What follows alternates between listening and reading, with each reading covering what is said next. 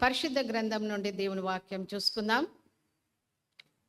ఇంతవరకు చదవబడ్డ వాక్య భాగంలో నుండి కొన్ని వచనాలు మనం చూసుకుందాం. లేవికాండము 11వ అధ్యాయము 44వ వచనం. నేను మీ దేవుడైన యెహోవాను, నేను పరిశుద్ధుడను గనక మీరును పరిశుద్ధులై ఉండునట్లు మిమ్మును మీరు పరిశుద్ధపరచుకొనవలెను.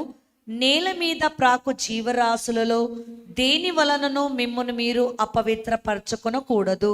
దేవుని నామానికి స్తోత్రం కలుగును గాక. ఈరోజు మన వాక్య భాగం అంశం ఏంటంటే పరిశుద్ధపరచు యెహోవా. పరిశుద్ధపరచు యెహోవా. దేవుని నామానికి స్తోత్రం. మరి ఇక్కడ దేవుని యొక్క వాక్యము ఏమని సెలవిస్తుందంటే, నేను మీ దేవుడైన యెహోవాను, నేను పరిశుద్ధుడను కనుక మీరు పరిశుద్ధులై ఉండునట్లు మిమ్మును మీరు పరిశుద్ధపరచుకొనవలెను. యేసుక్రీస్తు మరి దేవుడు ఇక్కడ దేవుని వాక్యం ఏమని సెలవిస్తుందంటే, ప్రతి ఒక్క జీవరాశులు అపవిత్రమైంది ఏది కూడా మీరు ముట్టకూడదు, పరిశుద్ధమైనవి.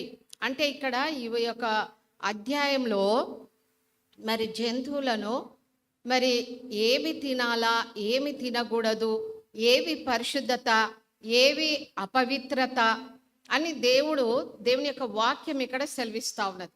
పరిశుద్ధమైన వాటిని అంటే నెమరు వేసిన వాటిని మాత్రమే మీరు తినవలెను అని దేవుని వాక్యం సెలవిస్తూ ఉంది. ఈ దినాలలో నెమరు వేయకుండా దేవుడు చెప్పిన వాటిని, అపవిత్రమైన వాటిని కూడా చంపుకొని తింటా ఉన్నారు. కానీ దేవుడు ఏమంటా ఉన్నాడు, నేను పరిశుద్ధుడను, మీరు కూడా పరిశుద్ధంగా ఉండండి అని దేవుని యొక్క వాక్యం సెలవిస్తూ ఉన్నది. నేను మీ దేవుడైన యెహోవాను, నేను పరిశుద్ధుని కనుక మీరు పరిశుద్ధులై ఉండునట్లు. మనం కూడా పరిశుద్ధంగా ఉండాలి. ఎందుకంటే మన దేవుడు పరిశుద్ధుడు. మరి ఆ పరలోకమందున ఆ దేవుడు నీతిమంతుడు, యథార్థవంతుడు, ఏ పాపం లేనివాడు. మరి అలాంటి దేవుడు ఈ భూలోకానికి వచ్చి నీ కోసం నా కోసం ఆయన మరి గొర్రె పిల్ల వలె ఆయన బలి అయి మన కొరకు ఆయన చిందించిన రక్తమును బట్టి మనము రక్షింపబడ్డము. కాబట్టి మీరు పరిశుద్ధంగా ఉండండి అని దేవుని వాక్యం సెలవిస్తూ ఉన్నది. గత వారం నుండి మనము 6 రోజులు దేవుని సన్నిధానంలో ఉంటా ఉన్నాం కదండి. మన మాటలు, మన క్రియలు, మన చూపులు, మన తలంపులు, మన హృదయము, మన దేహం అంతా కూడా అపవిత్రతతో ఉన్నదా, పరిశుద్ధతో ఉన్నదా? ఒకసారి మనం జ్ఞాపకం చేసుకోవాలి. ఆదివారం రాగానే దేవుని ఆలయానికి వెళ్ళి పాటలు పాడి ప్రార్థించి మరి దేవుని స్తుతించి గణపరిచి వాక్యం చదివి ఆయన రక్త శరీరంలో పాల్గొంటున్నా అని అనుకుంటున్న మనము మరి పరిశుద్ధంగా పాల్గొంటున్నామా? ఆదివారం రాగానే నేను పవిత్రంగా పరిశుద్ధంగా ఈ 1-2 గంటల రోజు మాత్రమే, ఈ సమయం మాత్రమే పరిశుద్ధంగా ఉంటున్నా, తర్వాత వెళ్ళిన తర్వాత మనం ఏ విధంగా ఉంటున్నాము, మన మాటలు ఏ విధంగా ఉన్నాయి, మన చూపులు ఏ విధంగా ఉన్నాయి, మన దేహం ఏ విధంగా ఉన్నది, మన ఆలోచన ఏ విధంగా ఉన్నది. అందు గురించే దేవాది దేవుడైన ఆ దేవుడు, రాజులకు రాజు, ప్రభులకు ప్రభు అయిన దేవుడు ఏమంటున్నాడంటే, నేను పరిశుద్ధుడను, మీరు కూడా పరిశుద్ధంగా ఉండండి. లోకంలో నుంచి మిమ్మల్ని ప్రత్యేకించబడిన వాడు, ప్రత్యేకించబడిన దానవు, లోక పాపం నుంచి నిన్ను వేరుపరిచిన, లోకం నుంచి నిన్ను నా యొద్దకు నిన్ను నడిపించిన. కాబట్టి ఆదివారం రాగానే పరిశుద్ధత కాదు నా బిడ్డలారా.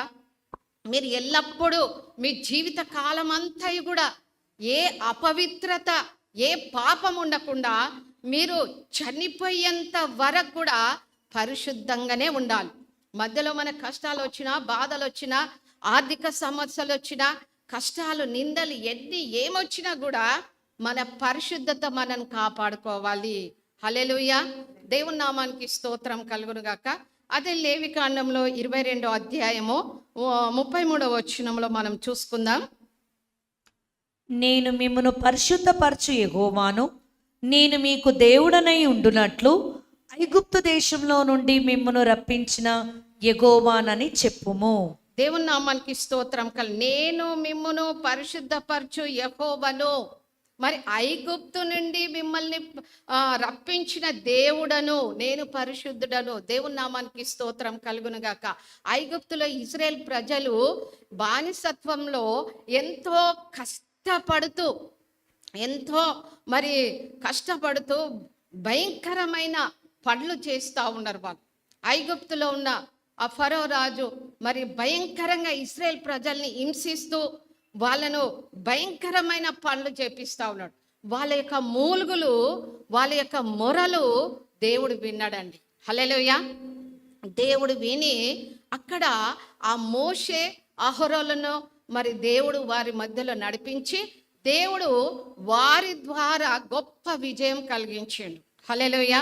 దేవుని నామానికి స్తోత్రం.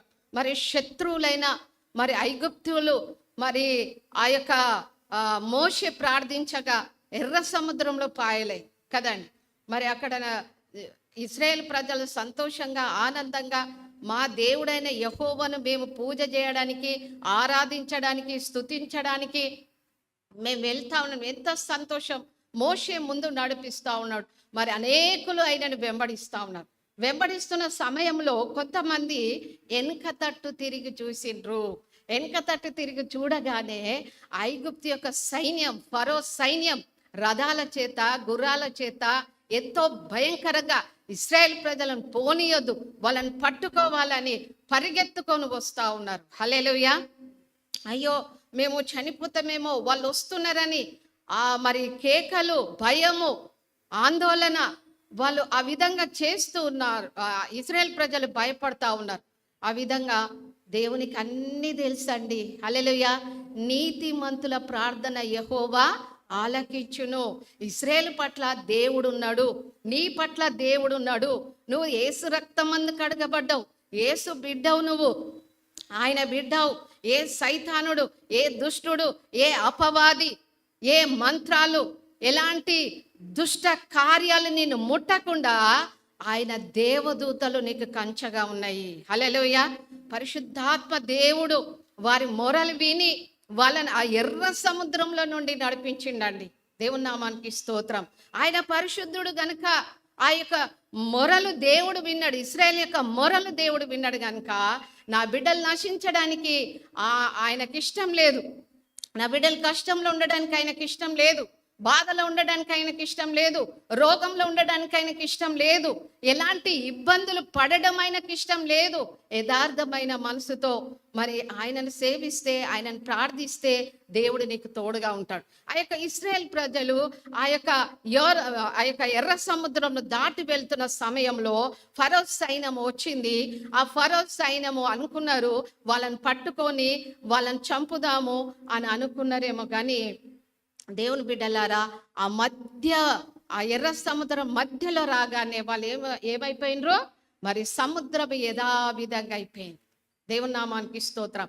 వాళ్ళు మొత్తం అక్కడ చనిపోయినట్టుగా మనం ఉంటా ఉన్నాం. వాళ్ళ రథాలు, గుర్రాలు, వాళ్ళ మనుషుల ఆవేదన ఎంత భయంకరంగా చనిపోయినరంటే అంత భయంకరంగా. ఎందుకంటే దేవుని బిడ్డలను ముట్టినవాడు ఆయన కన్నును ముట్టినట్టు. హల్లెలూయా.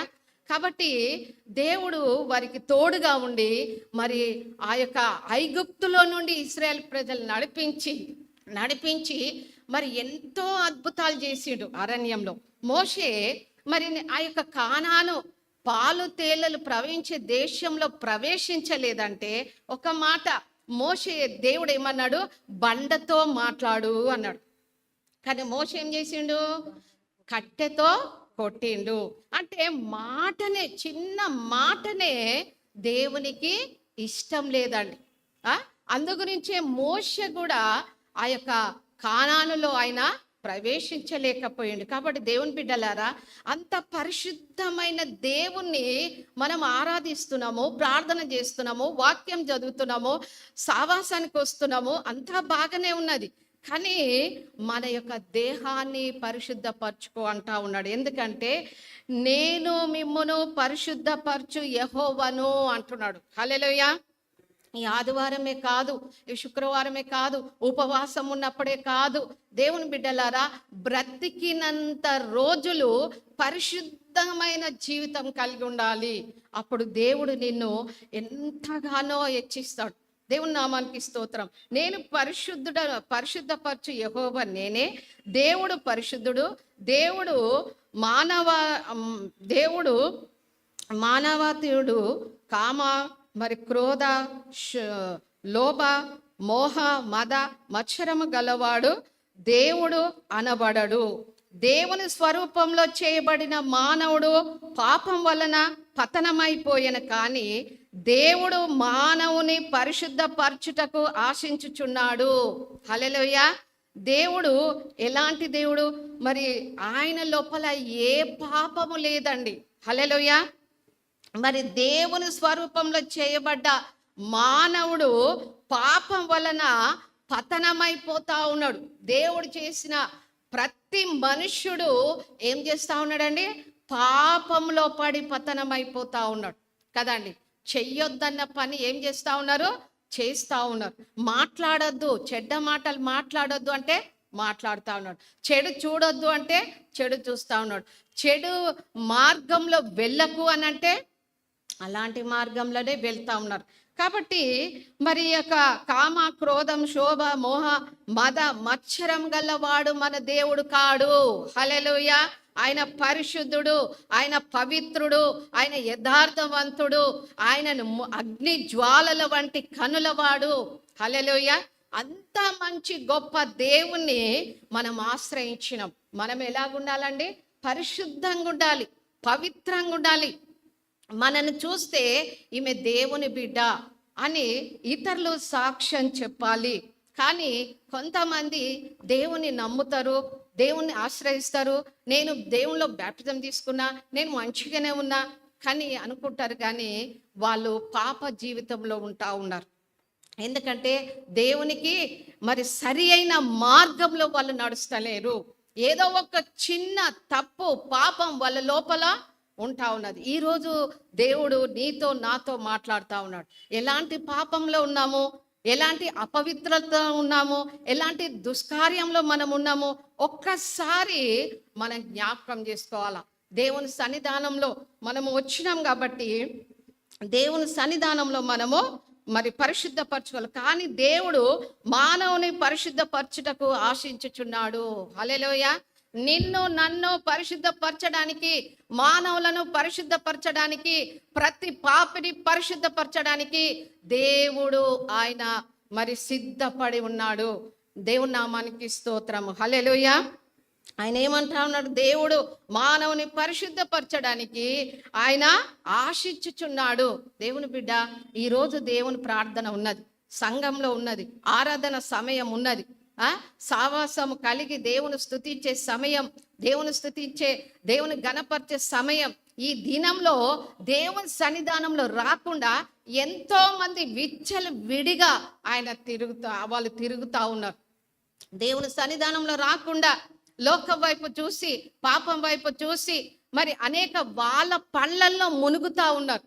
దేవుని నామానికి స్తోత్రం. 7వ దినమున ఏందంట? విశ్రాంతి దినం.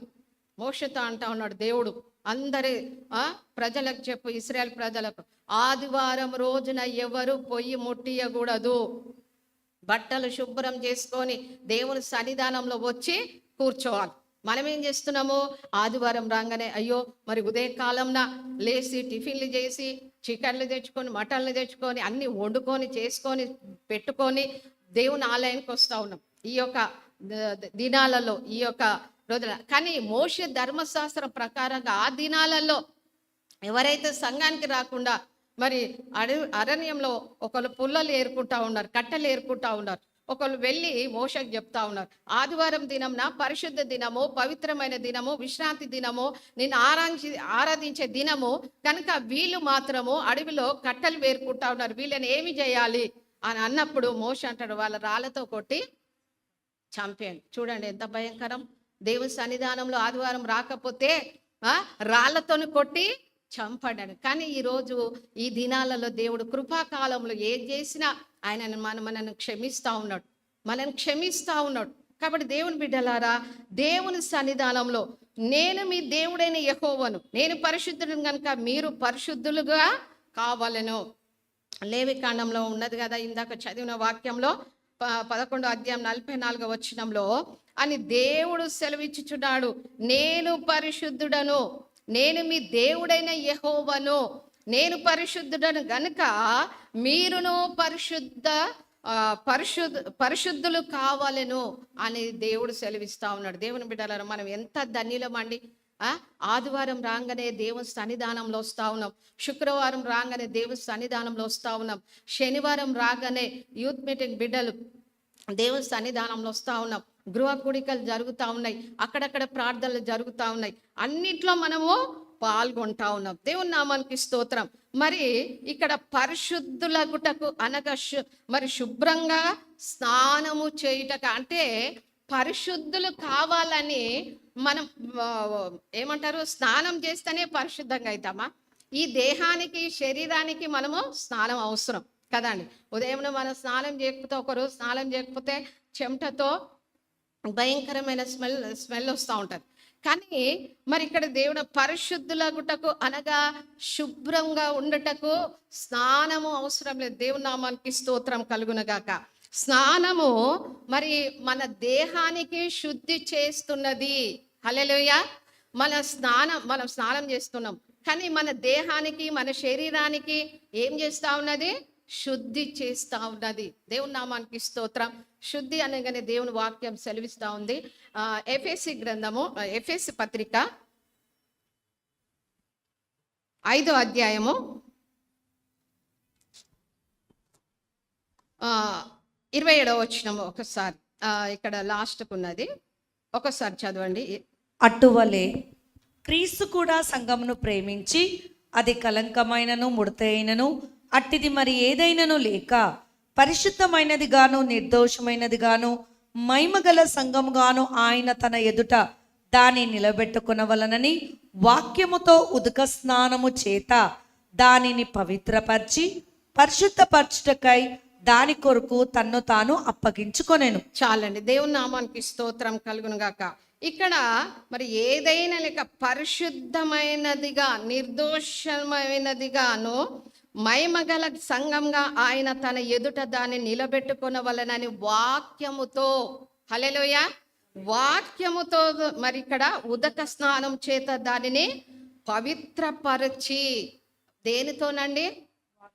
వాక్యముతో. దేవుని నామానికి స్తోత్రం. నీ దేహము మరి స్నానం చేస్తే నీ దేహానికి శుద్ధి కలుగుతుంది, కానీ నీ హృదయానికి కావాల్సిన శుద్ధి ఏం కావాలండి? వాక్యం కావాలి. వాక్యం చదవాలి. ఉదయాన లేవగానే మరి అది ఇది చూడడం కాదండి. కొంతమంది ఉదయాన్నే లేవగానే ఫోన్లు చూస్తారు, ఏమొచ్చిందా మెసేజ్, ఏమొచ్చింది, ఎవరు ఫోన్లు చేసిండ్రు అని ఫోన్ పక్కన పెట్టుకొనే పంటారు కదండి. ఆ ఫోన్లు చూస్తూ ఉంటారు. ఫోన్ కాదండి, మొదట దేవుని యొక్క సన్నిధానంలో మోకరించి ఆయన ముఖ దర్శనం మనం చూడాలి. ప్రార్థన జీవితం, వాక్య జీవితం మరి ఆయన సన్నిధానంలో పరిశుద్ధపరచుకోవాలి. నీ యొక్క దేహానికి శుద్ధి కావాలంటే నువ్వు స్నానం చేయాలి. నీ హృదయానికి శుద్ధి కావాలంటే నువ్వేం చేయాలి? వాక్యం చదవాలి. ఉదక స్నానము చేత దానిని పవిత్రపరచి పరిశుద్ధపరచుటకై దాని కొరకు తాను అప్పగించుకొనెను. హల్లెలూయా. తాను అప్పగించుకొనెను. ఎందుకంటే యేసుక్రీస్తు ప్రభువారు మనని పరిశుద్ధపరచడానికి ఆ యేసయ్య తాను అప్పగించుకొనెను. దేవుని నామానికి స్తోత్రం. వాక్యము చేత మనము ఉదక స్నానం చేయాలి. వాక్యం చేత మన యొక్క హృదయాన్ని శుద్ధి చేసుకోవాలి. దేవుని నామానికి స్తోత్రం కలుగునుగాక. ఇక్కడ మత్తయి సువార్త 23వ అధ్యాయం 25వ వచనంలో పరిశుద్ధమైన వాక్యం ఈ విధంగా సెలవిస్తూ ఉన్నది. మత్తయి సువార్త 23వ అధ్యాయము 25వ వచనం. అయ్యో వేషధారులైన శాస్త్రులారా, పరిసయ్యులారా, మీరు గిన్నెయు పల్లమును వెలుపట శుద్ధి చేయుదురు గాని అవి లోపల దోపులోను అంత్రియత్రముతోనూ నిండి ఉన్నది. దేవుని నామానికి స్తోత్రం. పరిశుద్ధపరచుట కనగా శుభ్రంగా స్నానం చేయుటకు, శుభ్రమైన వస్త్రములు ధరించుకొనుటకు, శుభ్రమైన అలవాట్లు కలిగి ఉండుట మాత్రమే కాదు. దేవుని నామానికి అది కేవలము బాహుళ్య శుద్ధే గాని మన అంతరంగము శుద్ధి కావాలంటే దేవుని యొక్క వాక్యం మనం ఏం చేయాలి? చదవాలి. ఇక్కడ మీరు మరి గిన్నెయు పల్లెమును వెలుపల శుద్ధి చేయటం కాదు కానీ దాని లోపల ఏం చేయాలి? మనము దోపుతోను మనము పరిశుద్ధపరచాలి. ఇప్పుడు ప్లేట్ దొమ్ముతూ ఉంటాం. ప్లేట్ దొమ్ముతుంటే దాన్ని ఏం చేస్తాము? అడ్డం నొడ్డంగా కడుగుతామా? శుభ్రంగా సబ్బు పెట్టి మనం ఏం చేస్తాము? ఆ పల్లెమును చక్కగా మనము ఆ గిన్నె పల్లెమును శుద్ధిపరుస్తూ ఉంటాం. అంటే దాన్ని చక్కగా మనం తోముతూ ఉంటాం. చక్కగా మెర్చేలాగున ఎలాంటి మచ్చ, ఎలాంటి మురికి, ఎలాంటి ఏది ఉండకుండా దాన్ని మనం శుద్ధి చేస్తూ ఉంటాం. అంటే కడుగుతూ ఉంటాం.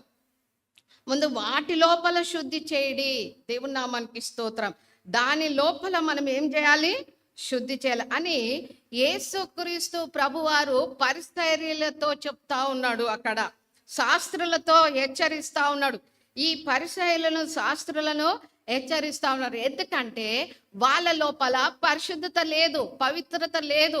అపవిత్రమైన మనుషులు ఎప్పుడు చూసినా యేసుక్రీస్తు ప్రభువారు చేసిన కార్యాలను, అద్భుతాలను, ఆశ్చర్య కార్యాలను వీటిని చూసి ఇదెందుకు చేసినావు, అదెందుకు చేసినావు, ఇది చేయవచ్చునా, అది చేయవచ్చు, అన్నీ కూడా యేసుక్రీస్తు ప్రభువారిని తప్పు పట్టేవారు. ఈ పరిసయ్యులు కానీ మరి ఈ యొక్క శాస్త్రులు కానీ మరి అనేవారు. కానీ యేసుక్రీస్తు ప్రభువారు ఆయన హెచ్చరిస్తా ఉన్నాడు. ఈరోజు కూడా దేవుడు మనతో హెచ్చరిస్తా ఉన్నాడు. నువ్వు పరిశుద్ధంగా ఉన్నావా? పరిశుద్ధంగా ఉంటే దేవుని ఆలయానికి తప్పనిసరిగా నువ్వు అటెండ్ అవుతావు. దేవుని ఆలయంలో నువ్వు మరి వచ్చి కూర్చుంటావు. ఎందుకంటే దేవుని యొక్క ఆత్మ కలిగి ఉన్నవాడవు. దేవుని యొక్క మరి ఇక్కడ వాక్యము, ప్రార్థన, సావాసము, ఈరోజు మీటింగ్ ఉన్నదంటే దాన్ని విడిచి నువ్వు వెళ్ళలేవు. హల్లెలూయా. నిజమైన పరిశుద్ధాత్మ, ఆయన పరిశుద్ధాత్మ కృపలో నువ్వు నడిచినట్లయితే ఈరోజు ప్రార్థన ఉన్నది, నేను ఎక్కడికి వెళ్ళను, దానికంటే ఎవరు నాకు కారు అని మన ఆత్మ గద్దిస్తూ ఉంటుంది. హల్లెలూయా.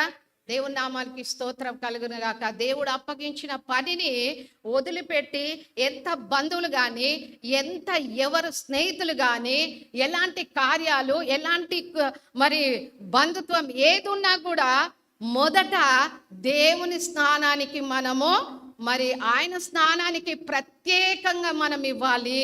హల్లెలూయా. నీలో పరిశుద్ధాత్మ ఉంటే, నీలో పవిత్రత ఉంటే, నీలో శుద్ధి ఉంటే దేవుని వాక్యానికి లోబడతా ఉంటావు. హల్లెలూయా. దేవునిలో గడుపుతా ఉంటావు. దేవుని సన్నిధానంలో మోకరించి ప్రార్థన చేస్తావు. ఎన్ని గంటలు చేస్తున్నావు అండి నువ్వు ప్రార్థనలా?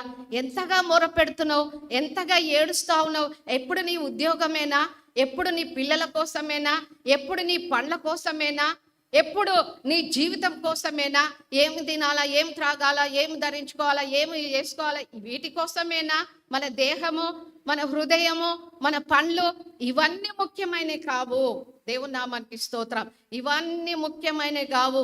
ఈ దేహము ఒక రోజు వదిలిపెట్టి వెళ్ళిపోయవలసి వచ్చిన దినం ఒక రోజు ఉన్నది.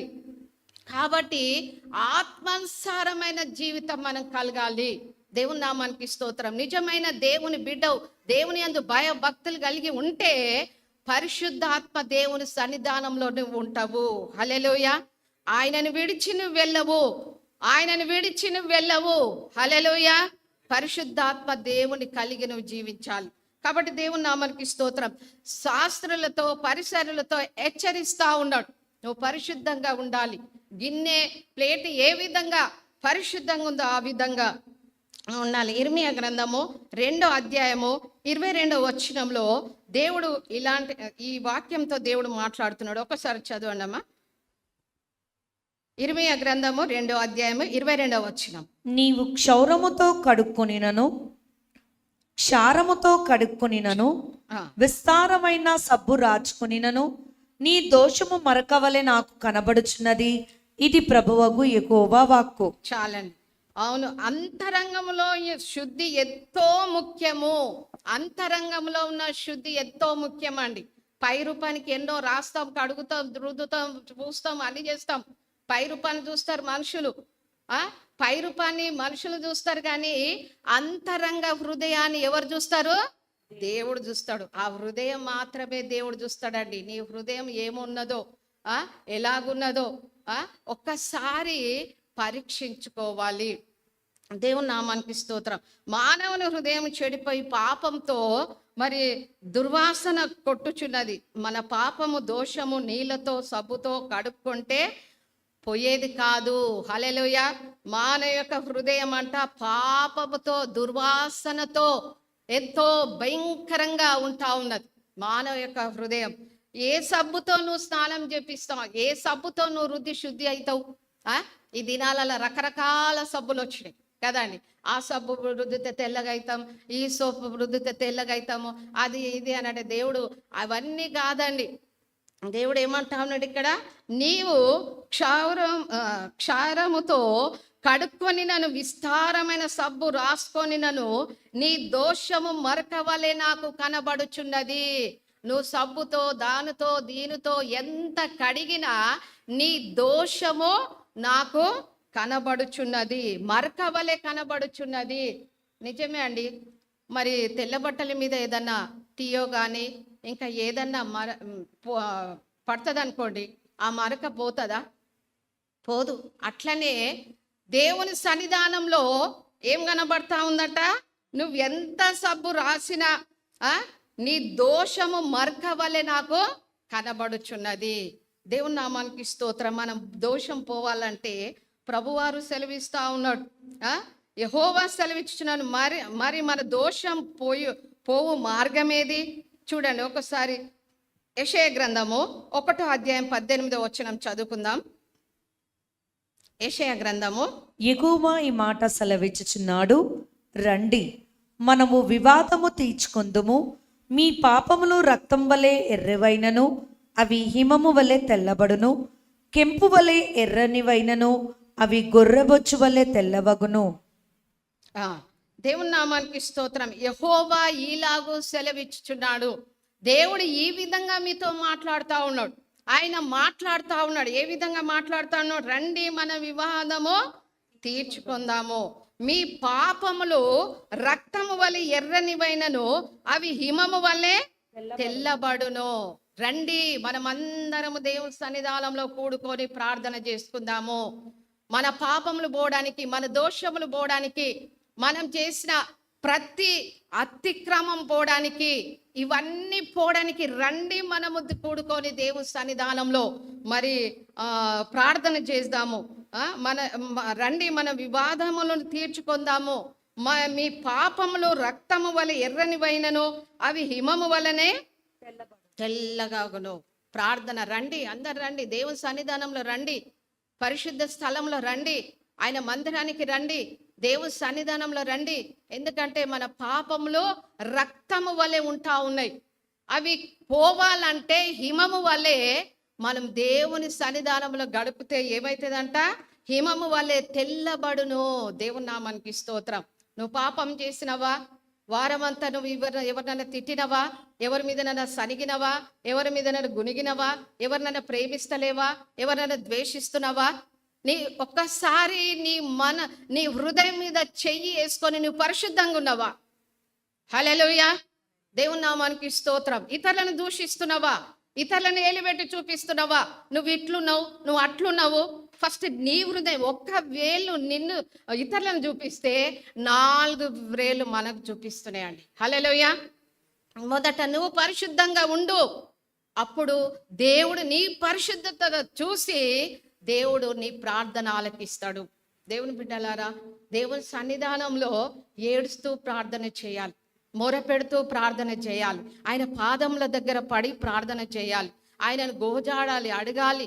ఆ కష్టకాలంలో, ఆ నష్టకాలంలో, ఆ సన్నిధానంలో మొరపెట్టాలి. అయ్యా దేవుని సన్నిధానంలో కన్నీరు విడిచి ప్రార్థన చేయి. దేవుని నామానికి స్తోత్రం. ఒక యవనస్తురాలు కన్నీరు విడుచు ప్రార్థన చేస్తూ ఉంది. అయ్యా, యేసయ్యా, దేవుడా, నీ యొక్క ఆ పరలోక రాజ్యాన్ని నాకు చూడాలని ఆశ ఉందయ్యా, ఒక్కసారి ఆ పరలోక రాజ్యం నాకు చూపియ్యి అన్నప్పుడు దేవుడు ఆమెను దర్శించి, నా బిడ్డ, నీ ప్రార్థన నేను ఆలకించిన, నువ్వు పరలోక రాజ్యాన్ని చూడాలని ఆశ ఉన్నదా? సరే చూడు అని దేవుడు ఆ పరలోక రాజ్యాన్ని ఆ యవనస్తురాలకు చూపిస్తా ఉన్నాడు.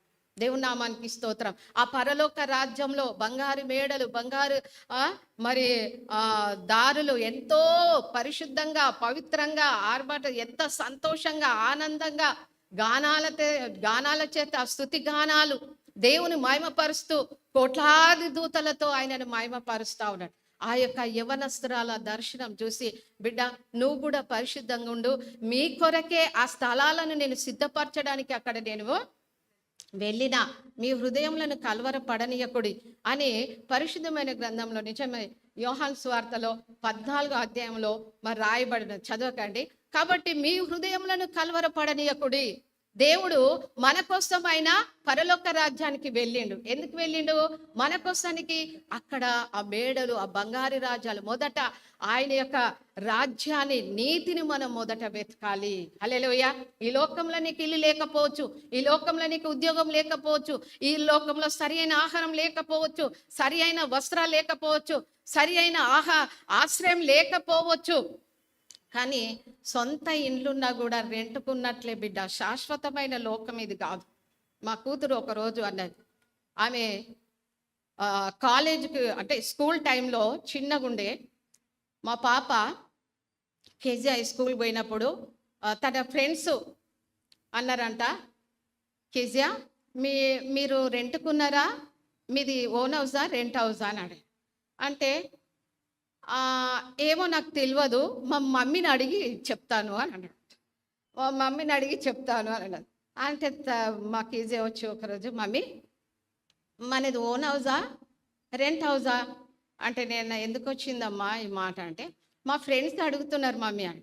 మనది ఓన్ హౌసే అని, కానీ మనది మాత్రము ఆ పరలోక రాజ్యంలో పర్మనెంట్గా అక్కడ మన ఇండ్లు ఉన్నాయమ్మా అని అన్నది. ఇది రెంటుకున్నట్టే మనం, కానీ మనకు ఓన్ హౌస్ దేవుడు ఇచ్చిండు అని అంటే, అట్లా నా మమ్మీ అని మళ్ళీ వెళ్ళి వాళ్ళ ఫ్రెండ్స్కి చెప్పిండు. దేవుని నామానికి స్తోత్రం. మా పిల్లలకి ఎప్పుడు కూడా మా ఆస్తి విషయంలో చెప్పేదాన్ని కాదు, మా డబ్బు విషయంలో చెప్పేదాన్ని కాదు, మాకు ఇంతుంది అంతున్నదని నేను ఎప్పుడు కూడా చెప్పేదాన్ని కాదు. హల్లెలూయా. అందుగురించే వాళ్ళకి అలాంటి అనుమానం వచ్చింది. ఉన్నా లేకున్నట్టే, నీకు డబ్బు ఉన్నా లేనట్టే, నీకు ఆస్తున్నా లేనట్టే, నీకు బంగారం ఉన్నా లేనట్టుగానే ఉండాలి, తగ్గించుకొని ఏమి లేనట్టుగానే ఉండాలి. హల్లెలూయా. కాబట్టి దేవుని నామానికి స్తోత్రం కలుగును గాక. మరి ఇక్కడ నీ దోషము మరకవలే నాకు కనబడుచున్నది, ప్రభువగు యెహోవా సెలవిచ్చుచున్నాడు. మరి మన దోషం పోవు మార్గం ఏంటంటే, ఇక్కడ దేవుని సన్నిధానంలో మనం కూడుకొని ప్రార్థన చేయాలి. హల్లెలూయా. మన యొక్క వివాహదములు ఆయన సన్నిధానంలో మరి తీర్చుకుందాము. మన పాపములు పోవాలంటే, మన యొక్క రక్తం వలె ఎర్రనివైన అవి హిమము వలె తెల్లబడాలంటే దేవుని సన్నిధానంలో ఎంతగా మనం ప్రార్థన చేయాలండి, ఎంతగా మనం గోజాడాలి. విరిగి నలిగి పోయిన హృదయాన్ని దేవుడు ఇష్టమైన బలి అంటున్నాడు. నీ హృదయము విరిగిపోతుందా? నీ హృదయము నలిగిపోతుందా? నీ హృదయం దేవుని సన్నిధానంలో మరి గోజాడి అడుగుతుందా? దేవుని బిడ్డలారా, ఈరోజు ఈ దేహానికి శుద్ధి కాదు కానీ హృదయానికి శుద్ధి కావాలి. హల్లెలూయా. దేవుని సన్నిధానంలో మనం ధ్యానించాలి, దేవుని యొక్క వాక్యం ధ్యానించాలి. ఇప్పుడు చెప్పబడిన ఇప్పుడు ఈ విన్న వాక్యం మనం ఇంటికి వెళ్ళి ఏం చేయాలి? వాక్యం చదవాలి. వాక్యం ఎన్ని అధ్యాయాలు చదువుతున్నాం? ఏదో ఉద్యోగానికి వెళ్తున్నా తొందరగా బైబిల్ చదివి వెళ్తాను అంటారు కదండి. నా దేవా మీకు స్తోత్రం, నాకు ఆత్రము అంటారు కదా. ఎందుకంటే ఉద్యోగం విషయంలో టైం లేదండి. ఎంత పనైనా చేస్తాం, ఇంట్లో ఎంత సమయం అంతా గడుపుతాం, కానీ ప్రార్థన, వాక్యము, దేవుని సన్నిధానంలో గడపడానికి టైం ఉండదండి. టైం చూస్తూ ఉంటాం. హల్లెలూయా. అది కాదు, దేవుని సన్నిధానంలో వచ్చి కూర్చొని మనం దేవునికి చెప్పుకోవాలి. హిమము వలె మరి అక్కడ దేవుని సన్నిధానంలో మనని మరి తెల్లగా చేస్తాడంట. హల్లెలూయా. తెల్లబడును, కెంపు వలె ఎర్రని అయినను అవి గొర్రెబొచ్చు వలె తెల్లని వగును. హల్లెలూయా. కాబట్టి ప్రభువు పిలుచుచున్నాడు, ప్రతి ఒక్కరిని పిలుచుచున్నాడు. దేవుడు పిలుచుచున్నాడు, యేసయ్య పిలుచుచున్నాడు. మరి ఆయన సన్నిధానంలోనే మనం రావాలి. అప్పుడు దేవుడు మన పాపములను మరి శుద్ధి చేస్తా ఉన్నాడు. దేవుని నామానికి స్తోత్రం. చాలా మంది ఉపవాసం, నా యొక్క పాపములు పోవాలా, నాకు అక్కర్లు తీర్చబడాలా, నా సమస్యలు పోవాలని ఉపవాసం ఉంటారు. 7 రోజులు ఉంటారు, 3 రోజులు ఉంటారు, 21 days ఉంటారు, 40 days ఉంటారు. అంతా బాగానే ఉన్నది. ఉపవాసం దేనికి చేస్తా ఉన్నారు? ఉపవాసం దేనికి చేస్తా ఉన్నారు చెప్పండి? ఉపవాసముకు దేవునికి దగ్గరగా నువ్వు అయినవా? సమీపంగా అయినవా? దేవుడు నీతో మాట్లాడిండా? దేవుడు స్వరం విన్నవా? దేవుని వాక్యంతో మాట్లాడిండా? దేవుని బిడ్డలారా, నేను పట్టుదలతో ప్రార్థించినప్పుడు, నేను పాస్టర్ గారు 40 రోజులు ఉపవాసం ఉండి ప్రార్థించిన భయంకరమైన శోధన వచ్చినప్పుడు, మాకేమీ ఇంటి అవసరాలు కాదండి, ఏమో ఆ డబ్బు దానికి దీనికి కాదండి, ఒక భయంకరమైన శోధన వచ్చినప్పుడు కృంగిపోయి బాధపడి నలిగిపోయి ఎవరు ఓదార్చలేక, ఎవరు మాతో మాట్లాడకుండా దేవుని సన్నిధానంలో పాస్టర్ గారు నేను ఉపవాసం ఉన్నామండి. 40 రోజులు పాస్టర్ గారు నేను మరి ఉపవాసం ఉన్నప్పుడు, దేవా నువ్వు నాతో మాట్లాడుతున్నావు కదా, ఉపవాసం లాస్ట్ అయిపోయింది, నువ్వు నాతో మాట్లాడేసయ్యా అని బాగా కళ్ళు మూసుకొని ఏడుస్తూ దేవుని సన్నిధానంలో మొరపెట్టినప్పుడు మెల్లని స్వరముతో దేవుడు మాట్లాడిండండి, వాక్యంతో. అక్కడ ఆ వాక్యం ఉంటుందని కూడా నాకు తెలియదు. కానీ నా కుమార్తె మొదట, నా కుమారుడా, నా కుమార్తె మరి 2 కొరింథీయుల పత్రిక 6వ అధ్యాయంలో 6వ వచనంలో మరి 6-16 వచనంలో దేవుడు మాట్లాడిండండి. హల్లెలూయా. ఒకసారి చదువుకుందాము. దేవుని ఆలయమునకు విగ్రహముతో ఏమి పొందిక, మనము జీవము గల దేవుని ఆలయమే ఉన్నాము. అందుకు దేవుడు ఇలాగూ సెలవిచ్చుచున్నాడు, నేను వారిలో నివసించు సంచరింతును, నేను వారి దేవుడనయుందును, వారు నా ప్రజలయుందురు. కావున మీరు వారి మధ్య నుండి బయలువెల్లుడి, ప్రత్యేకంగా ఉండుడి, అపవిత్రమైన దానిని ముట్టుకుడని ప్రభువు చెప్పుచున్నాడు. మరియు నేను మిమ్మును చేర్చుకొందును, మీకు తండ్రినయుందును, మీరు నాకు కుమారులను కుమార్తెలనై ఉందురని సర్వశక్తి గల ప్రభువు చెప్పుచున్నాడు. సర్వశక్తి గల ప్రభువు చెప్పుచున్నాడు. దేవుని నామానికి స్తోత్రం. అపవిత్రమైన దాని జోలికి మీరు పోకుడి అంటా ఉన్నాడు. దేవుని నామానికి స్తోత్రం. ప్రత్యేకంగా మీరుండండి, ప్రత్యేకంగా మీరుండండి. మీరు నా కుమారుడు, నా కుమార్తె, నేను మీకు దేవుడనై ఉన్నాను, నాకు మీరు ప్రజలై ఉన్నారు అని దేవుడి వాక్యంతో మాట్లాడండి. నాకు చాలా సంతోషం అనిపించిందండి, చాలా సంతోషం అనిపించి పాస్టర్ గారితో ఆ కళ్ళు తెరుద్దామంటే కూడా కళ్ళు తెరవడానికి వస్తలేదు, అంతగా సంతోషం అనిపించింది. మరి దేవుడు వాక్యంతో మాట్లాడిండు. ఆయన స్వరం కూడా నేను విన్నా, పేరు పెట్టి పిలిచిండండి దేవుడు నాతో. యేసయ్య నాతో మాట్లాడిండు, అనుభవం కూడా నాకున్నది. అయితే మరి ఈ వాక్యం ఉన్నదా? నేను పాస్టర్ గారితో ఈ మాట అన్నాను. మరి దేవుడు ఈ వాక్యం చూపించిండు మెల్లని స్వరంతో అండి. పరిశుద్ధమైన స్థలంలో నిలబడి నేను నిజమే ఈ మాట, ఈ సాక్ష్యం మీతో పంచుకుంటా ఉన్నాను. మెల్లని స్వరముతో దేవుడు నాతో నా కుమారి అని మాట్లాడిండు. దేవుని నామానికి స్తోత్రం. ఎంత మంచి దేవుడు అండి ఆయన. మాట్లాడే దేవుడు, వినే దేవుడు, చూసే దేవుడు, ఆలకించే దేవుడు. మనం అనుకుంటాం నా దేవుడు నా మాటలు వింటలేడు, నా ప్రార్థన వింటలేడు, నా దిక్కు చూస్తలేడు అని అనుకుంటాం. కానీ దేవుడు తప్పనిసరిగా నేను చూస్తున్నాడండి. హల్లెలూయా. తప్పనిసరిగా నేను ప్రేమిస్తున్నాడు. ఆయనను ప్రేమించు, ఆయనను మర్చిన దేవుడు నిన్ను మరుస్తలేడు. ఆయనను విడిచిన ఆయనను నువ్వు విడుస్తున్నావు, కానీ దేవుడు నిన్ను విడుస్తలేడండి. ఆయన నిన్ను కాపాడుతున్నాడు. ఆయన రెక్కల క్రింద నువ్వు ఉంటా ఉన్నావు. ఎల్లకాలము దేవుడు నిన్ను కాపాడుతూ ఉన్నాడు. దేవుని బిడ్డలారా, ఉపవాసము చేస్తున్నప్పుడు ఆరోగ్యానికి శుద్ధిగా ఉన్నదా? హల్లెలూయా. కొంతమంది ఉపవాసం చేస్తే నేను బక్కగా కావాలా, నేను ఇట్లా కావాలా, నేను అట్లా కావాలా అని అంటున్నారు. ఉపవాసం ఉన్నప్పుడు నువ్వు ఎంత టైం ఉపవాసం ఉంటావో అంత టైంలో నువ్వు వ్యాపారం చేయకుండా, పని చేయకుండా, ఇంట్లో పని చేయకుండా అన్ని తొందర పనులు ముగించుకొని దేవుని సన్నిధానంలో కనిపెట్టి ప్రార్థన చేయి. నీ దేహం శుద్ధి అవుతుంది, నీ శరీరానికి మంచి ఆరోగ్యం దేవుడు ఇస్తాడు. దేవుడు నీతో మాట్లాడతాడు, దర్శనం ద్వారా మాట్లాడతాడు. దేవుని బిడ్డలారా, ఒక సిస్టర్ వచ్చి ప్రార్థన చేస్తూ ఉన్నాం. ప్రార్థన చేస్తుంటే అమ్మ నా కుమారునికి మ్యారేజ్ కావాలా అని అంటే ఆ బాబు బ్యాంక్లో జాబ్ చేస్తాడు. నా కుమారునికి మ్యారేజ్ కావాలా, మంచి సంబంధం దేవుని చిత్తానుసారంగా మరి సెటిల్ అవుట్ ప్రార్థన చేయండి అని. అయితే నేనన్నా సరే అమ్మా, ఇది సిస్టర్స్ మీటింగ్ కదా, అందరు వెళ్ళిపోయినాక నీ సమస్య కోసం ప్రార్థన చేస్తుందా అని ఇద్దరం కలిసి ప్రార్థన చేస్తూ ఉన్నాం. ప్రార్థన చేస్తున్న సమయంలో దేవుడు నాకు చూపించిండు. ఏం చూపించిండంటే ఆమె ఇల్లు కడుతూ ఉన్నది. ఇల్లు కడుతున్నది. ఇల్లు కట్టడానికి మరి దేవుడు, తన దగ్గర డబ్బు కూడా లేదు, ఇల్లు కడుతున్నట్టు దేవుడు నాకు చూపించిండు. ఆమె దేనికి వచ్చిందండి?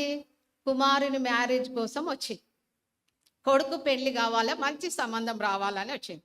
నేను ప్రార్థన చేస్తూ ఉన్నాం. ఇద్దరం కలిసి, ఎక్కడైతే ఇద్దరు ముగ్గురు ఉంటారో వారి మధ్యలో యేసే ఉంటాడు కదా, అట్లా ప్రార్థన చేస్తున్న సమయంలో మరి దేవుడు ఆ విధంగా చూపించిండు. చూపించిన తర్వాత ఇద్దరం కలిసి ప్రార్థన అయిపోయిన తర్వాత అమ్మ దేవుడు నాకు ఒకటి చూపించిండు అని అన్న తర్వాత నువ్వు ఇల్లు కడుతున్నావు, చక్కగా ఇల్లు చూపించిండు అన్నాడు. ఆమె నవ్వింది. అమ్మ నేను కుమారుని మ్యారేజ్ చేయాలని అడుగుతున్నా, ఇల్లు కడతామంటే నా దగ్గర చిల్లి గవ్వ కూడా లేదు, 1 రూపాయి కూడా లేదు, నేను ఏ విధంగా ఇల్లు కట్టాలి అని అనుకున్నది. దానికి స్థలం ఉన్నది. అయితే అమ్మ ఎందుకో నాకైతే దేవుడు ఆ విధంగా చూపించిండని చెప్పేసిన తర్వాత మళ్ళీ కొన్ని రోజులైన తర్వాత ఏమైందంటే ఆమె ఏం చేస్తుందంటే ఇల్లు కడతా ఉన్నది. చూడండి, కొడుకు పెళ్ళి అయితలేదు, ఇల్లు కడతా ఉంది. హల్లెలూయా, దేవుని నామానికి స్తోత్రం కలుగును గాక. ఇల్లు కడతా ఉన్నది, చక్కగా ఇల్లు కట్టింది. బంజారా హిల్స్లో చక్కగా ఇల్లు కట్టినది. కట్టిన తర్వాత మరి పాస్టర్ గారు వెళ్ళి అక్కడ ప్రార్థించినప్పుడు నేను పాస్టర్ గారికి చెప్పిన, ఆ సిస్టర్ ఏమో కుమార్ మ్యారేజ్ కోసం వచ్చింది, కానీ దేవుడేమో ఇల్లు కట్టిన తర్వాత మ్యారేజ్ అవుతుంది అని చెప్పినాను. అలా అంటే సరే, ఆ సిస్టర్కి దేవుడు చూపించిండు. అమ్మ మరి సిస్టర్కి దేవుడు చూపించినట్టుగా నువ్వు మొదట ఇల్లు కడుతున్నావు కదా. అవును పాస్టర్ గారు, అమ్మకు చూపించినట్టుగా నేను ఇల్లు కడుతున్నా, నా దగ్గర ఏమి డబ్బు కూడా లేకుండే, మరి దేవుడు అద్భుతంగా ఆ డబ్బు ఇచ్చిండు, మరి ఆ ఇల్లు చక్కగా కట్టబడ్డది. హల్లెలూయా. మళ్ళా తర్వాత చక్కగా మ్యారేజ్ అయింది. దేవుని నామానికి స్తోత్రం. ఒక్క తప్పు ఏంటంటే అమ్మాయిని చూసినప్పుడు, ఆ అమ్మాయి సెటిల్ అయింది, అమ్మాయిని చూసినప్పుడు ఆమె కొంచెం డౌరీ ఎక్కువ అడిగినప్పుడు మన క్రైస్తవుల దాంట్లో నిజమే అండి, మనము ఎలియాజరు రిబకాకి రిటర్న్ డబ్బు, బంగారము, వస్త్రాలు అన్ని ఇచ్చిండు, కానీ వాళ్ళ దగ్గర నుంచి ఏం తీసుకోలేదు. తీసుకున్నారా? ఈ దినాలలో ఏమంటారు, ఇంత డౌరీ, ఇల్లు ఇవ్వు, స్థలం ఇవ్వు, అది ఇవ్వు, ఇవి అన్ని ఇచ్చినాక నువ్వెందుకు అన్ని ఇచ్చిన అవే తినుకుంటే హాయిగా మంచిగా ఉండొచ్చు కదా. ఒక సిస్టర్ అన్నది, అమ్మో పెళ్లి చేసుకుంటే ఇంత డౌరీ ఇవ్వాలా, అంత ఆస్తి ఇవ్వాలి, ఇది ఇవ్వాలా, మళ్ళీ ఆయన చేతిలో దెబ్బలు తినాలా, తిట్లు తినాలా, అన్ని చేయాలా. ఈ బాధలు ఎందుకు, ఇవే చనిపోయేంత వరకు హాయిగా తినుకుంటా దేవుని స్తుతిస్తే ఎంత బాగుంటుందండి అని ఒక సిస్టర్ అంటా ఉన్నది. అయితే ఈ సిస్టర్ ఏం చేసిందంటే, ఒక్క తప్పు, నేనన్నా నువ్వు డబ్బును ఆశించకు, నువ్వు మంచి గుణవతి అయిన భార్య దొరుకుట అరుదు కదండి, అది ముత్యముల కంటే అమూల్యమైన గుణవతి అయిన భార్య నువ్వు చూసుకో, నీ ఇంటికి తగిన కోడల్ని తెచ్చుకో అని నేను చెప్తే కూడా, లేదు సిస్టర్ పెళ్ళి కావాలి కదా డబ్బు, మరి పెళ్లి కొడుకు ఎందుకున్నాడండి, మరి పెళ్లి కోసం డబ్బు సంపాదించుకోలేదా, ఉట్టిగానే భార్యను తెచ్చుకోవాలా. దేవుని నామానికి స్తోత్రం. అయితే ఆ పెళ్లి కొడుకు అడుగుతున్నాడు, నా కొడుకు బ్యాంక్లో జాబ్ చేస్తాడు, 20 లక్షలు ఇవ్వాలా. పాపం వాళ్ళు పేదవాళ్ళండి, 4 కూతుర్లు, తండ్రి ఎంతో కష్టపడి చదివిపించిండు. వాళ్ళు ఏమన్నారంట, ఒక 4 లక్షలు ఇస్తాం తీయండి అని అంటే, ఇక సరే ఏమంటే బేరం చేస్తారు చూడండి, ఆ బేరం చేసి 4 లక్షలకు సెటిల్ అయిపోయింది అమ్మాయి పాపం. అయితే ఆ పెళ్లి చేసిన వెంటనే ఎంత కష్టాలు వచ్చినాయి చూడండి. ఆమె డబ్బును చూసింది కానీ అమ్మాయిని చూడలే. కుమారులేమో దేవుని యందు భయభక్తులు కలిగి బ్యాప్టిజం తీసుకొని దేవుని అడుగుజాల్లో నడుస్తున్నారు. ఒక విగ్రహారాధన చేసి అమ్మాయి బ్యాప్టిజం లేదు, ఏం లేదు. భయంకరమైన అమ్మాయిని తెచ్చేసుకుంది కథ మీద. ఇక అప్పటి నుండి ఆమె కష్టాలు, ఏడుపు, దుఃఖము, సమస్యలతోని బాధపడుతుంది. దేవుని బిడ్డలారా, డబ్బు వైపు మనం చూడకూడదు, దేవుని వైపు మనం చూడాలి. హల్లెలూయా. అందు గురించే దేవుడు ప్రతి అవసరాలు అక్కర్లు తీరుస్తాడు. కాబట్టి దేవుని నామానికి స్తోత్రం. ఇక్కడ కూడా మొదటి యోహాను 1వ వచనం చూడండి. యోహాను రాసిన పత్రిక 1వ అధ్యాయం 7వ వచనం.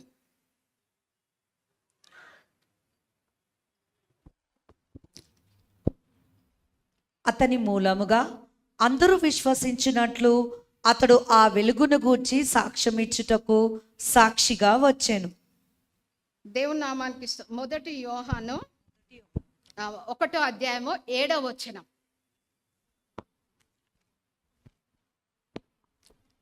అయితే ఆయన వెలుగులోనున్న ప్రకారము మనము వెలుగులో నడిచిన ఎడల మనము అన్యోన్య సహవాసం గలవారమై ఉందుము. అప్పుడు ఆయన కుమారుడైన యేసు రక్తము ప్రతి పాపము నుండి మనలను పవిత్రులుగా చేయును. చాలండి. దేవుని నామానికి స్తోత్రం. మరి ప్రతి ఒక్క కుమారునే కానీ, బిడ్డనే కానీ, సహోదరుడే కానీ, సహోదరునే కానీ, మరి దేవుడు ఏమంటాడు? మన పాపములు ఎంతో ఘోరమైనవి, మన పాపములు, మన దోషములు ఎంతో ఘోరమైనవి, అసహ్యకరమైనవి. మనలను ప్రేమించు మన కొరకు ప్రాణం పెట్టిన యేసుక్రీస్తు ప్రతి పాపం నుండి మనలను పవిత్రులుగా చేయును. దేవుని నామానికి స్తోత్రం. మనలో ఉన్న పాత ఆదాము స్వభావము మనము తీసివేసేద్దాము. దేవుని నామానికి స్తోత్రం కలుగునుగాక. మన పాపములు ఎంతో ఘోరమైనవి, మన దోషములు ఎంతో ఘోరమైనవి. కాబట్టి యేసుక్రీస్తు రక్తము ప్రతి పాపం నుండి మనలను పవిత్రులుగా చేయును. దేవుని నామానికి స్తోత్రం. మనలో ఉన్న పాత ఆదాము స్వభావము మనలో ఉండకూడదు. హల్లెలూయా. ఆదాము ఏం చేస్తుండు? చక్కగా దేవునితో మరి స్నేహంగా మాట్లాడేవాడు, దేవునితో ఉండేవాడు, దేవుడు మాటలు వినేవాడు, ఎంతో చక్కగా ఏదేని తోటలో చక్కగా ఉండేవాడు. ఆ జంతువులతో, పక్షులతో, అన్నిటితో ఆ జంతువులు కూడా చక్కగా ఆయనను వెంబడించేవారు. ఆదాము వాళ్ళు చక్కగా ఉండేవారు. ఎప్పుడైతే సర్పం మాట విన్నారో, ఎప్పుడైతే తినరాని పండు తిన్నారో, ఎప్పుడైతే దాని మాట విని లోబడ్డారో, అప్పుడు వాళ్ళ లోపల ఏమొచ్చేసింది? పాపం వచ్చేసింది. ఆదామా ఆదామా అని అంటే ఆయన దేవుని సన్నిధానంకు రావడానికి భయపడిపోయిండు. నీకు భయాన్ని తెలిపిన వాడేవాడు అని. నిజమే, ఒకరి మీద ఒకరు పాపాన్ని మరి బొంకినట్టుగా దేవుని యొక్క వాక్యం సెలవిస్తుంది. కాబట్టి పరిశుద్ధపరచబడుట కనగా ప్రత్యేకింపబడిన వారంగా మనం ఉండాలి. దేవుని నామానికి స్తోత్రం. ఆయన రాజ్య వారసులము కావాలంటే మనం ఏం చేయాలి? మనం ప్రత్యేకింపబడిన దానవుగా, వాడవుగా మనం ఉండాలి. దేవుని నామానికి స్తోత్రం కలిగిన ప్రభు కోరుచున్నాడు. ఈ లోక ఆచారాలు, కామాభిలాష, తంత్ర జీవితమును విడిచిపెట్టి ఈ లోకస్తులైన వక్ర జనమును నుండి దేవుడు ఏం చేస్తున్నాడు? నేను వేరుపరిచి పరిశుద్ధపరుస్తా ఉన్నాడు. వక్ర జనముల నుండి, పాప జనముల నుండి, అపవిత్రమైన జనముల నుండి. చాలామంది పరిశుద్ధులు ఏం చేస్తారంటే అపవిత్రమైన మనుషులతో, వక్ర జనములతో స్నేహం చేస్తారు. స్నేహం చేసి ఏమంటారంటే ఆయనను నేను మారుస్తాను అంటారు. ఆయనను మరి ఎట్లా మార్చుతారు చూడండి. దేవుని నామానికి స్తోత్రం. నేను ఆయనను మారుస్తాను అని అంటారు. వాళ్ళు ఏం చేస్తారు? వాళ్ళు చాలా సైతానికి బాగా తెలివి ఉంటుంది, చాలా జ్ఞానం ఉంటుంది. ఆడు కూడా వెలుగుదూత, వాడు కూడా అన్ని అద్భుతాలు చేస్తాడు, అన్ని కార్యాలు చేస్తాడు. నీ తలంపు తెలుసు, నీ హృదయం తెలుసు, నీ పళ్ళు తెలుసు, అన్ని తెలుసు. దానికి నువ్వు దేంట్లో పడిపోతావో దానికి తెలుసు. హల్లెలూయా. అది వాడుకుంటుందండి. అది వాడుకొని ఏం చేస్తుంది? నిన్ను దాంట్లో పడిస్తుంది. దేవుని నామానికి స్తోత్రం కలుగును గాక. కాబట్టి ఇక్కడ వక్ర జనము నుండి వేరై పరిశుద్ధంగా బ్రతకాలని ప్రభువారు, యేసుక్రీస్తు ప్రభువారు కోరుచున్నాడు. చెడు స్నేహం కానీ, భక్తిహీనులతో కానీ వాళ్ళ జోలికి పోకండి. వాళ్ళని మారుస్తాను నువ్వు అనుకుంటావు, కానీ నిన్నే మారుస్తారు కదండి. నిన్నే వంకర తోవలో నడిపిస్తారు. చాలా జాగ్రత్తగా ఉండాలి మనం, చాలా జాగ్రత్తగా ఉండాలి. వాళ్ళతో స్నేహం చేసినప్పుడు వాళ్ళ అలవాట్లు నువ్వు నేర్చుకోవద్దు, నీ పరిశుద్ధత వాళ్ళకి నేర్పియాలి. కాబట్టి దేవుని నామానికి స్తోత్రం కలుగును గాక. మనము ఉపవాసం ఉన్నప్పుడు ఆరోగ్యాన్ని శుద్ధి చేస్తుంది, కానీ మరి మన సంపాదనలో దేవుడు శుద్ధి చేస్తా అంటా ఉన్నాడు. హల్లెలూయా. నువ్వు కష్టపడిన సంపాదన, నువ్వు కష్టపడిన కష్టార్జితం దేవుడు ఏం చేస్తాడు? శుద్ధి చేస్తా ఉన్నాడు. అంటే శుద్ధి చేస్తా అంటే పాపముతో మరి సంపాదించిన ఆస్తి కాదు, అన్యాయంతో సంపాదించిన ఆస్తి కాదు, మోసంతో సంపాదించిన ఆస్తి కాదు, అది అపవిత్రమైంది. దేవుని నామానికి స్తోత్రం కలుగున. నువ్వు సంపాదించిన కష్టార్జితము, నీ ఆస్తి కానీ, నీ బంగారం కానీ, నీ వెండి కానీ, నీకున్న ధనమును కానీ ఆయన పరిశుద్ధపరుస్తూ ఉంటున్నాడు, కానీ పరిశుద్ధి చేస్తూ ఉంటున్నాడు. కానీ దేవునికి నువ్వేమి ఇస్తా ఉన్నావు? దేవునికి నువ్వేమో ఇస్తా ఉన్నావు? చూడండి, మలాకి గ్రంథంలో మన దేవుని వాక్యం చూసుకుందాం. 3వ అధ్యాయం 10వ వచనంలో,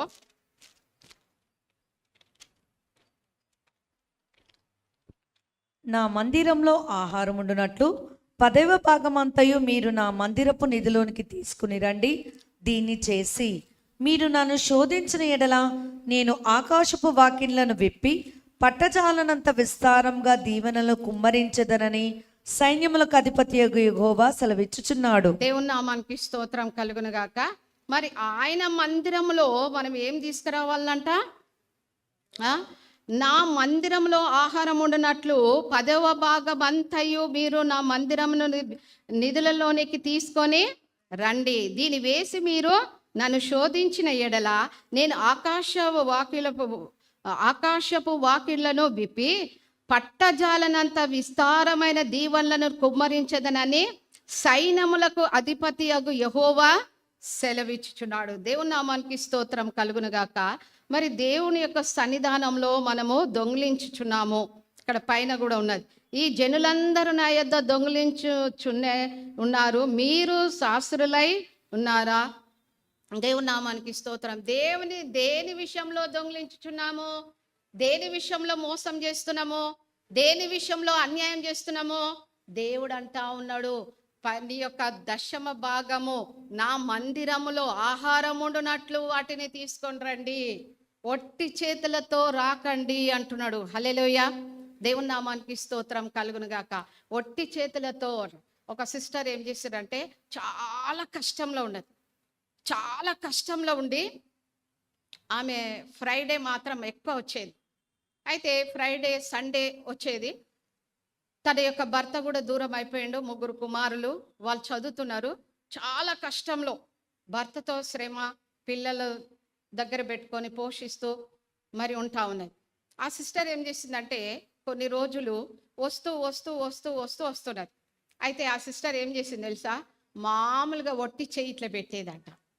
అందరు కానుకలు వేసిండ్రు, ఈమె కూడా వేసినట్టుగా ఒట్టి చెయ్యి ఇట్లా పెట్టింది. అంటే అందరు చూస్తే ఏమనుకోరు, వేసిన యేసుక్రీస్తు ప్రభువారు ఆ కానుకల వైపే చూస్తాడంట. అందరేమో కనబడేటట్టుగా చేస్తూ ఉన్నారు, కట్టలు. ఒక పేద విధవరాలు ఏం చేసింది? 2 కాసులు వేసింది కదండి. కానీ ఈ 2 కాసులు కూడా వేయలేదు ఈ సిస్టర్, 1 కాసు కూడా వేయలేదు, 1 రూపాయి కూడా వేయలేదు. వేయకుండా ఏం చేసిందంటే అలా ఇట్లా చేయి పెట్టింది కానుక పెట్టెల మీద. అంటే మనం వేస్తుంది సిస్టర్, ఎంతో వేస్తుందని అంటారు. అయితే ఒక రోజు ఏం చేసిందంటే మరి ఆ విధంగా తన శ్రమల విషయంలో బాగా ప్రార్థన చేసినాము. పోయిన భర్త తిరిగి వచ్చిండు, పిల్లలు మంచి చదువుకున్నారు. ఇంకా ఆమె చెప్పాలంటే పెద్ద స్టోరీ. మంచి చదువుకున్నారు, మంచి ఉద్యోగాలు చేస్తూ ఉన్నారు. ఒకరోజు ఏడుస్తూ చెప్పింది, తార్నాక నుండి రామ్నగర్ వరకు నేను నడుచుకుంటూ వచ్చేదాన్ని, బస్సు కూడా ఎక్కేదాన్ని. ఇప్పుడు బస్సులని ఫ్రీలు అయిపోయినాయి, అప్పుడు ఫ్రీ కాలేదు.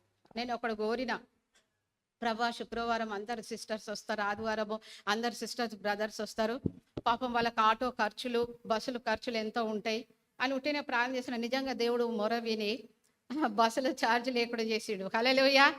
ఎక్కడైనా హైదరాబాద్ అంతా తిరగవచ్చు, ఊర్లలో కూడా లేకపోవచ్చు కదండి.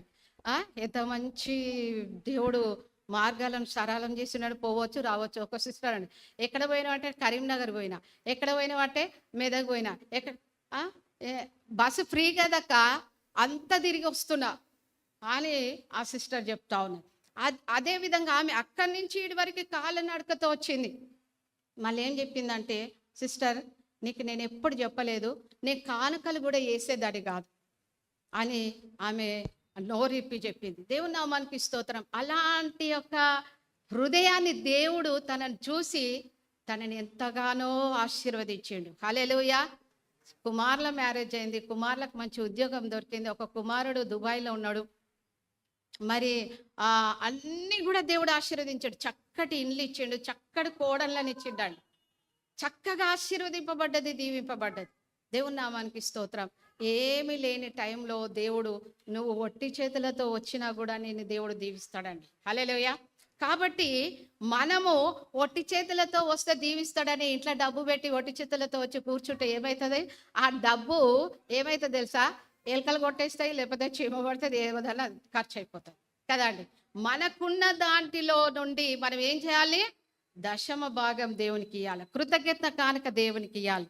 ఈరోజు నీ జన్మదినం అనుకో, దేవుడు గత సంవత్సరం అంతా కాపాడిండు, ఏదో కృతజ్ఞత కానుక నీకు కలిగిద్ది దేవునికి సమర్పించాలి.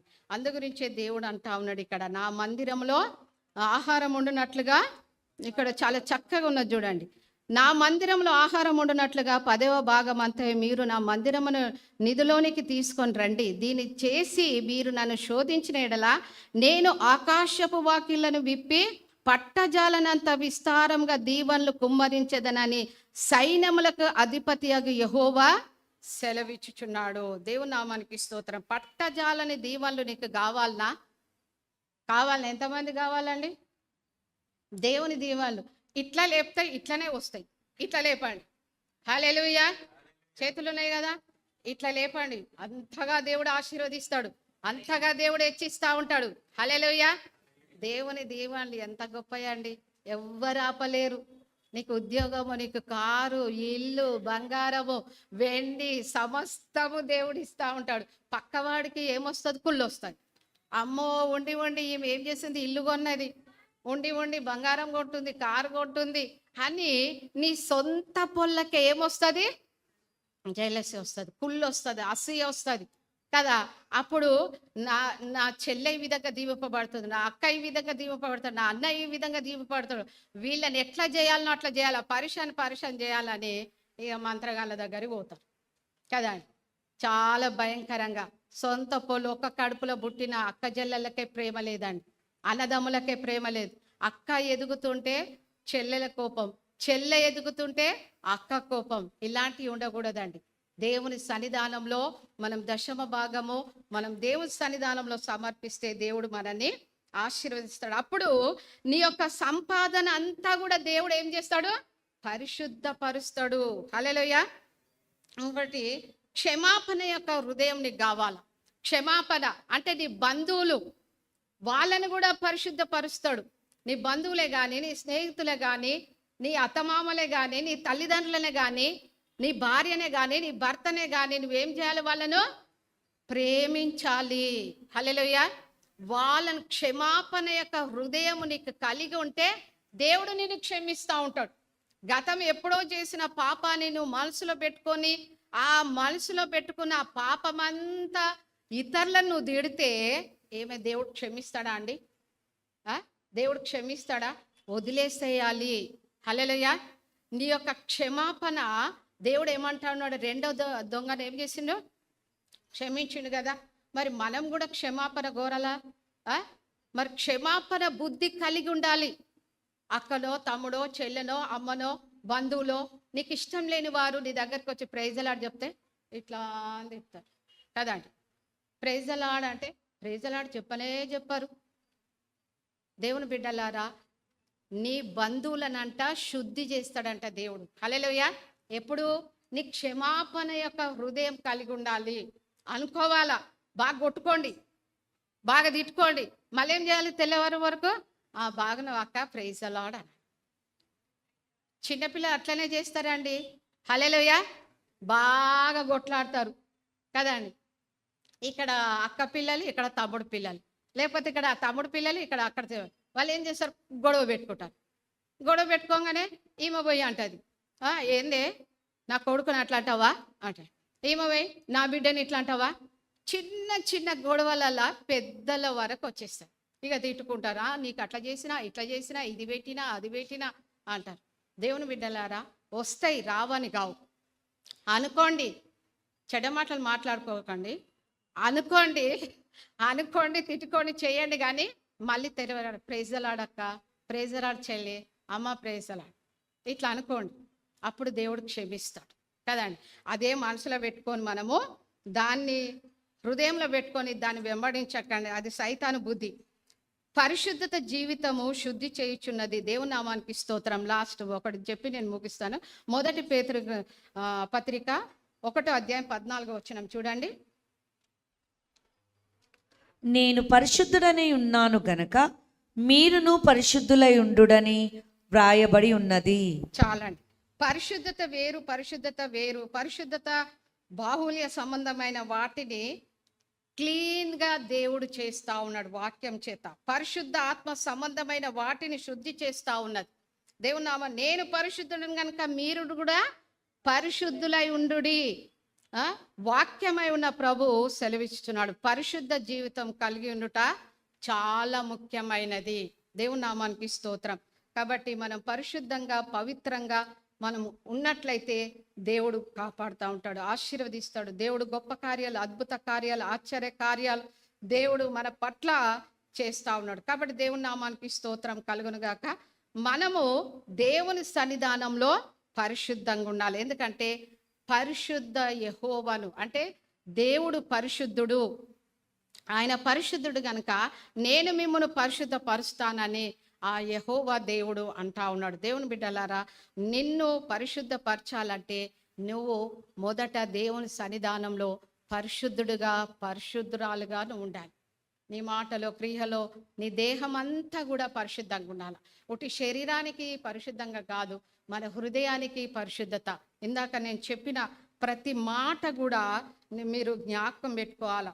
దేవుని నామానికి స్తోత్రం. దేవుని యొక్క వాక్యం మనం ధ్యానించాలి, ఆత్మశుద్ధి కావాలి, ఉపవాసము మనము శుద్ధి కావాలి, సంపాదనలో శుద్ధి కావాలా, మన బంధువులతో మనము శుద్ధి కావాలి. మరి పరిశుద్ధ జీవితం కలిగి మనం జీవించినట్లయితే దేవుడు అద్భుత కార్యాలు, ఆశ్చర్య కార్యాలు చేస్తా ఉన్నాడు. నేను మిమ్మల్ని పరిశుద్ధపరచుచున్న యెహోవాను అంటున్నాడు. హల్లెలూయా. దేవుని నామానికి స్తోత్రం కలుగునుగాక. ఈ ఉదయకాలంన చక్కటి వాక్యం చేత దేవుడు మనతో మాట్లాడిండు. కాబట్టి లోకం చూస్తే భయంకరంగా ఉంది. లోక పాపం మనం అంటకుండా, వాటిని అనుసరించకుండా, ఆచరించకుండా పరిశుద్ధంగా, పవిత్రంగా మన యొక్క జీవితాలను మనం కాపాడుకుందాం. మన హృదయం ఎప్పుడు పరిశుద్ధపరచుకుందాం. దేవుని నామానికి స్తోత్రం. ఈ వాక్యం దేవుడు దీవించి ఆశీర్వదించునుగాక.